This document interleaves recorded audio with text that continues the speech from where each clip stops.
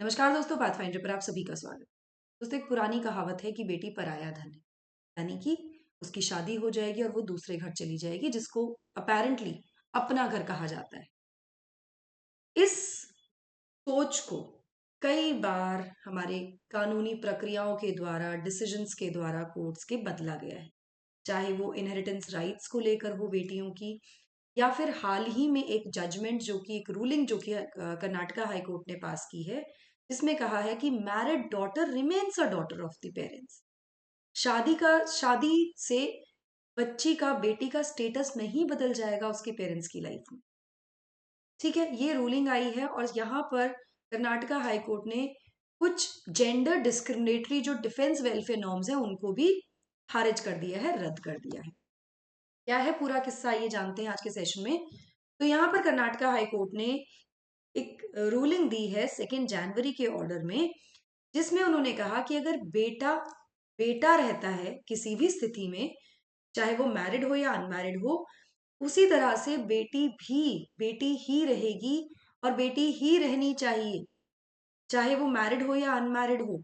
जब शादी से बेटे का स्टेटस चेंज नहीं होता पेरेंट्स की लाइफ में, तो बेटियों का भी नहीं होना चाहिए और नहीं होता है।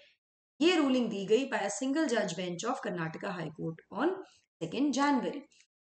यहाँ पर उन्होंने बहुत क्लियरली, कोर्ट ने रूल किया कि married daughter remains a daughter in the same manner that married son remains a सन।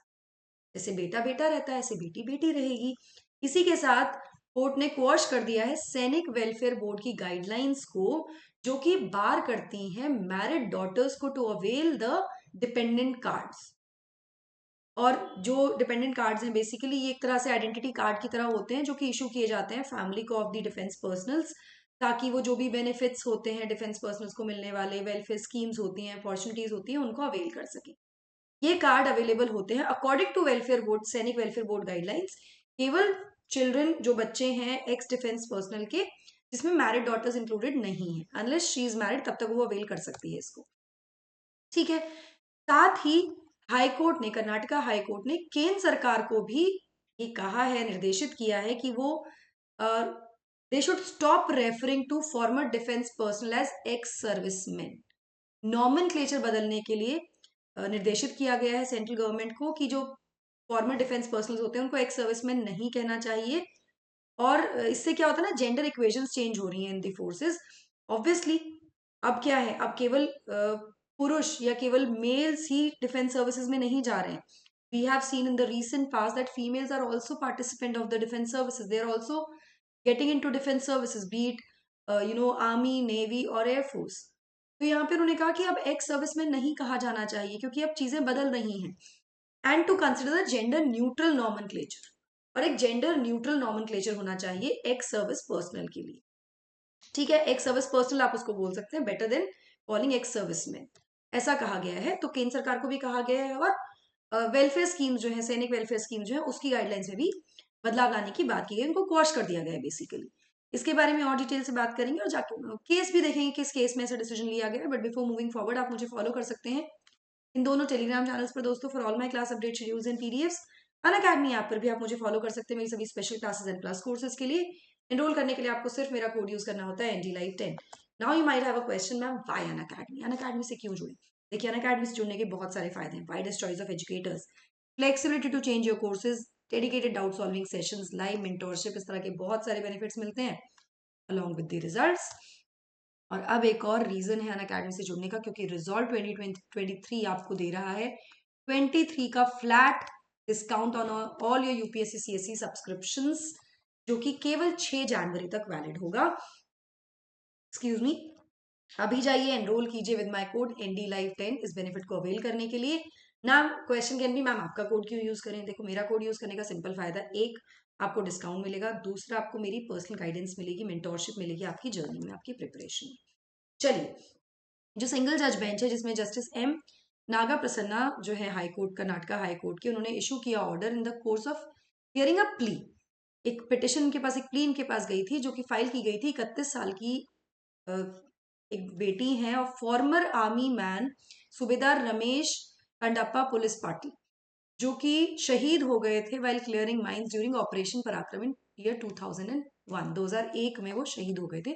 उनकी बेटी ने ये पिटिशन या प्ली फाइल की थी जिसमें डिसीजन लिया गया, ऑर्डर आया है। तो केस एग्जैक्टली क्या था, प्रियंका पाटिल जो कि सूबेदार, if I am not wrong, सूबेदार रमेश की बेटी हैं, उन्होंने कहा कि मुझे आइडेंटिफाई किया जाना चाहिए as a daughter of former defence personnel. और ये आइडेंटिफिकेशन उनको जो मिल रहा है वो basically what she wanted the 10% reservation. अगर वो एक्स आर्मी पर्सन की बेटी हैं, डिपेंडेंट हैं, तो उनको 10% रिजर्वेशन मिलेगा, जो कि कर्नाटका सरकार ने इशू किया था, जारी किया था फॉर द किन of ex service personal during the recruitment of assistant professor in government degree college, इस जॉब के लिए। ठीक है, 2020 में ये रिजर्वेशन लाया गया था। Now she was denied the card, उनको डिपेंडेंट कार्ड डिनाई कर दिया गया, क्योंकि सैनिक वेलफेयर रूल्स कहते हैं कि जो डिपेंडेंट कार्ड्स है वो इशू किया जाएगा केवल अनमैरिड पर्सन को इन केस ऑफ विमेन। जब लड़की शादीशुदा नहीं है, केवल उसी कंडीशन में उसको दिया जाएगा, इफ शी इज मैरिड उसको नहीं दिया जाएगा, ऐसा ये रूल्स कहते हैं। ठीक है, तो कर्नाटका हाई कोर्ट ने यहाँ पर जो भी डिसीजंस लिए गए हैं बाय दी कॉन्स्टिट्यूशनल कोर्ट्स, जहां पर भी इस तरह के डिस्क्रिमिनेशन देखे गए हैं, डिस्क्रिमिनेशन के आरोप लगे हैं, देखे गए हैं अगेंस्ट दी मैरिड डॉटर्स, जहां पर वो कंपैशनेट अपॉइंटमेंट की बात हो, केरोसिन लाइसेंस की बात हो, या जो भी बेनिफिट्स मिलते हैं लड़कियों को, इन सब की बात में जो भी डिसीजंस लिए गए कॉन्स्टिट्यूशनल कोर्ट के द्वारा, उनको ध्यान में रखते हुए ये रूल किया कि जो डिस्क्रिमिनेशन यहाँ पर हो रहा है ना, because she is married, she is a daughter who is married, तो ये डिस्क्रिमिनेशन है on the basis of gender, और ये वायलेटिव है आर्टिकल 14 के कॉन्स्टिट्यूशन का। हमारा आर्टिकल 14 राइट टू इक्वालिटी की बात करता है, it guarantees equality to everyone, every citizen, irrespective of their caste, gender, creed. तो जेंडर डिस्क्रिमिनेशन नहीं है, लेकिन अगर ऐसा डिस्क्रिमिनेशन हो रहा है तो आर्टिकल 14 वायलेट हो रहा है। इसीलिए जो ऑब्जेक्ट है इन वेलफेयर स्कीम्स का, जो कि क्रिएट की गई हैं for the benefit of the kin and kith of the deceased ex serviceman, वो उनको नहीं मिल पा रहा है because of this discriminatory practice, कि मैरिड डॉटर को नहीं दिया जाएगा, क्योंकि जो पेटिशनर है वो डॉटर है एंड डॉटर मैरिड है। अगर यहाँ पर एक्स सर्विसमैन का बेटा होता तो क्या मैरिज से कोई डिफरेंस आता? ये यहाँ पर कर्नाटका हाईकोर्ट ने कहा। इसी के साथ जो गाइडलाइंस हैं जो कि दी गई हैं बाय दी सैनिक वेलफेयर स्कीम, उसमें जो इशू करने के लिए दी गई ना गाइडलाइंस, आई कार्ड जो इशू किए जाते हैं टू द डिपेंडेंट्स, जो भी मतलब बच्चे होंगे उनके of ex service personal, they portrait discrimination. ये कहा गया है बहुत क्लियरली कि भाई वो डिस्क्रिमिनेटरी हैं, वो भेदभाव कर रही हैं on the basis of gender, और इसको परमिट नहीं किया जाएगा to remain as a guideline. ये गाइडलाइन नहीं रह सकती है इस तरह की, क्योंकि गाइडलाइंस कहीं ना कहीं आर्टिकल 14, 15, 16 जो कॉन्स्टिट्यूशन के हैं उनकी उसकी धज्जियां उड़ा रही हैं, उसको मतलब उससे जो राइट्स दी गई हैं उनको, उनके वायलेटिव हैं ये। 14, 15, 16 ही राइट टू इक्वालिटी में आती हैं। ठीक है, equality before law, equality, non discrimination and opportunities, तो इसके विपरीत हैं ये गाइडलाइंस। तो ये गाइडलाइन को रहने नहीं दिया जा सकता, ऐसा कहा गया। कोर्ट ने आगे कहा कि कोई भी रूल या पॉलिसी या गाइडलाइन अगर वायलेशन में होगी रूल ऑफ इक्वालिटी के, तो उसको हटा दिया जाएगा, क्योंकि वो अनकॉन्स्टिट्यूशनल है, वो गैर संवैधानिक है। यहाँ पर हाईकोर्ट ने डायरेक्ट किया है कर्नाटका एग्जामिनेशन अथॉरिटी को भी कि प्रियंका पाटिल का केस कंसिडर किया जाए under the ex serviceman quota, जो 10% का कोटा मिलना चाहिए उनको, because she is dependent of the ex serviceman for the job of assistant professor in terms of job notification, जो कि इशू किए गए थे 26 अगस्त 2021 को। ठीक है, इसके साथ साथ कर्नाटका हाईकोर्ट ने सेंट्रल गवर्नमेंट को भी कुछ डायरेक्शन दी है, निर्देशन दिए हैं regarding the same kind of issue. यहाँ पर कर्नाटका हाईकोर्ट ने डायरेक्ट किया है केंद्र सरकार को, ये कहते हुए कि आप प्लीज जिस तरह से बदलाव आ रहे हैं समाज में, उस हिसाब से जो बदलाव की जरूरत है नॉमेनक्लेचर में of the ex army personnel, उसको भी बदलिए।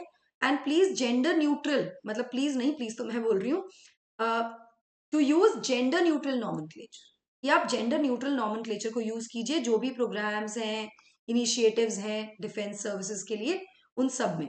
हाईकोर्ट ने यहाँ पे ऑब्जर्व किया कि जो नॉमेनक्लेचर है गाइडलाइंस के, वो एक तरह से डिस्क्रिमिनेशन पोर्ट्रे कर रहे हैं, क्योंकि जो वर्ड यूज किया जाता है वो एक्स सर्विस मैन यूज किया जाता है। Now the word man is the title that portrays such discrimination, किस केवल पुरुष के लिए है, ये महिलाओं के लिए नहीं है। And it seeks to demonstrate that the forces are still the bastion of the male. केवल ये अभी भी पुरुष के लिए ही है, जबकि अब आज की स्थिति में ऐसा नहीं है। ठीक है, पहले समय था जब महिलाएं कॉम्बेटेंट सर्विसेज में नहीं जाती थी, वॉरफेयर के लिए नहीं जाती थी, उनका इन फोर्सेज में रोल नहीं होता था, लेकिन बहुत बड़ा एक शिफ्ट देखा गया फ्रॉम दी पास्ट, और महिलाएं अब इन कॉम्बेटेंट सर्विसेज में पहुंच गई हैं, चाहे वो सुपरवाइजरी रोल्स हो एज ऑफिसर्स या फिर बाकी जिम्मेदारियां हो किसी भी फोर्स में, चाहे वो इंडियन आर्मी हो, इंडियन एयरफोर्स हो या इंडियन नेवी हो। और अब ये पब्लिक डोमेन में भी है, ये भी पॉइंट आउट किया गया by honourable high court here. तो what do you think about it, आप भी मुझे जरूर बताइएगा।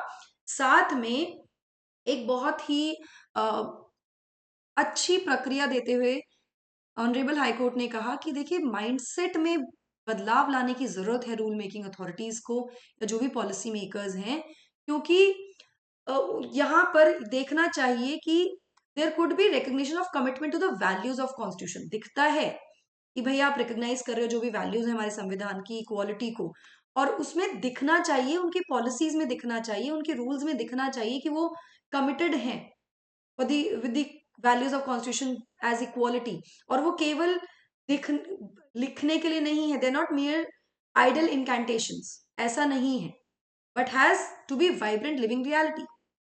सच्चाई होनी चाहिए, केवल लिखी हुई चीजें नहीं होनी चाहिए, ये भी कोर्ट ने यहाँ पर स्पष्ट किया।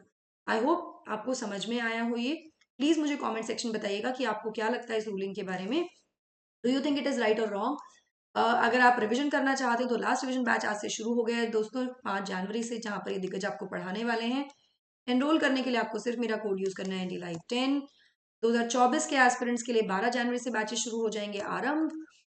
लोन फैसिलिटी अवेलेबल है विद 0% EMI, यानी कि कोई भी इंटरेस्ट आपको नहीं देना होता, आपको सिर्फ मेरा कोड यूज करना है NDLive10 here. So that's it from my side. I hope you like the session. Do not forget to like, share and subscribe to the channel, and also hit the bell icon so that you get notifications about the latest update. Thank you so much. God bless. Take care.